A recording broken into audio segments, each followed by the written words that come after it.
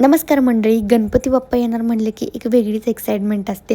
सकाळी लवकर उठलो, आईने सगळ्यात पहिल्या कामाला लागली होती ते म्हणजे आपल्या लाडक्या गणपती बाप्पासाठी गुळाचे मोदक करायला.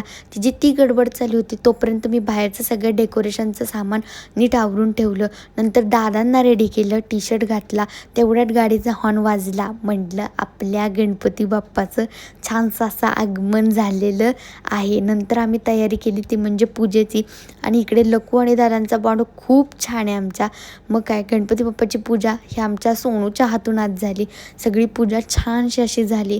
त्यानंतर आईने गणपती बाप्पाची छान असं टिक्का लावला त्याला. त्यानंतर आरती सुरू झाली.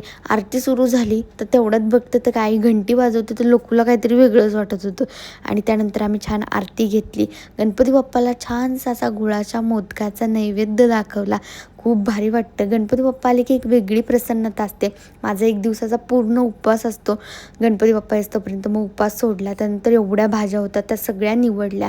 रात्रीची आरती केली छानशी अशी घरातले गणपती बाप्पाची. नंतर गेले सोसायटीतल्या गणपती बाप्पाची आरती करण्यासाठी. छान वाटलं. आणि त्याचबरोबर डेकोरेशन होतं ते म्हणजे की जेजुरी